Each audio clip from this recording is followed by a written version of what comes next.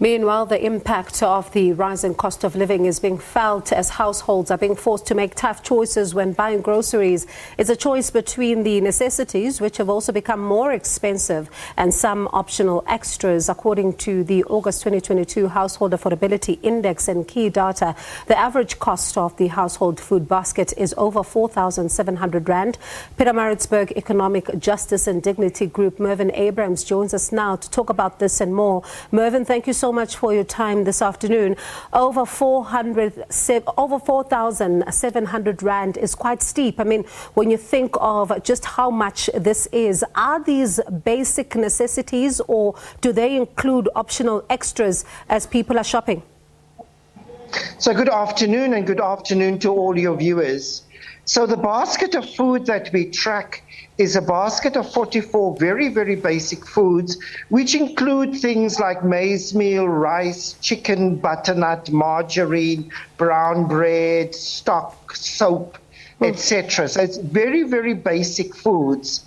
And the cost of that basket now stands at 4,775 Rand. And just to put that from an affordability perspective, that is more than a national minimum wage that a worker would bring in 1 month. And, you know, this also makes the situation even tougher for the workers. And we'll get to the minimum wage in just a moment. Let's talk about, you know, inflation now reaching record highs. This is also going to be felt once again as consumers are shopping. Yes. So with the inflation rate of 7.5%, yes, that puts major stress on the South African consumer.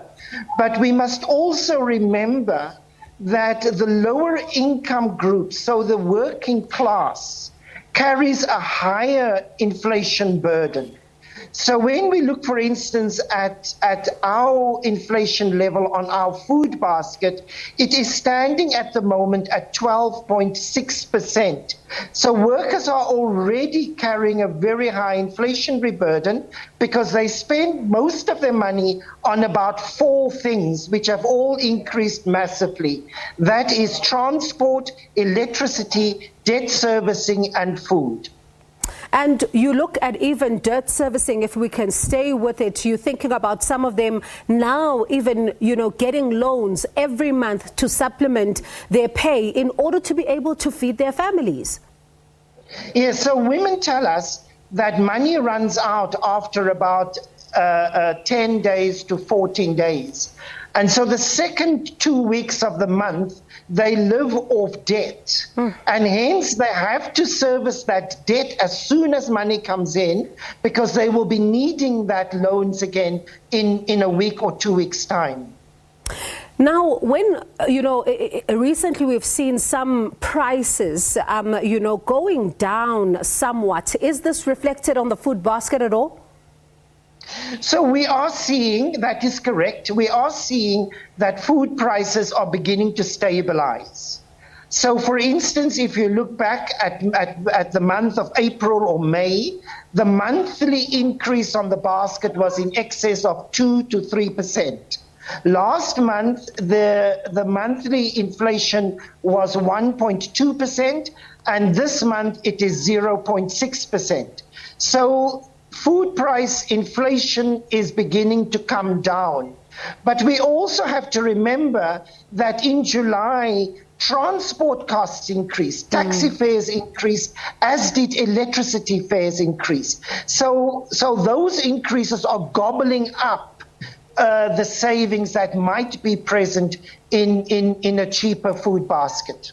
And we talk about these increases, Mervyn, taxis, electricity, food.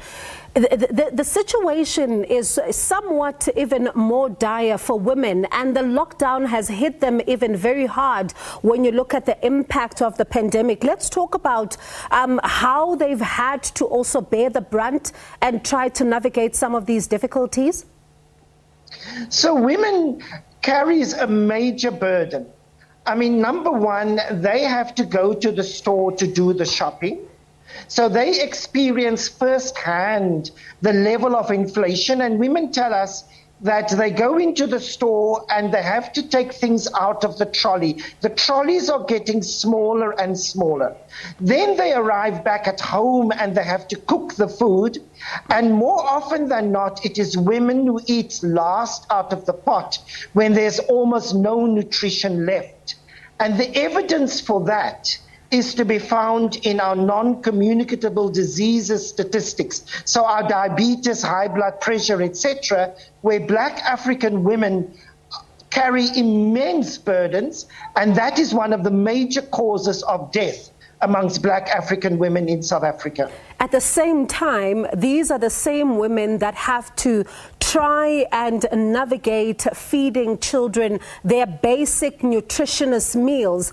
And they have to make these decisions as they are trying to fill up these trolleys at the same time.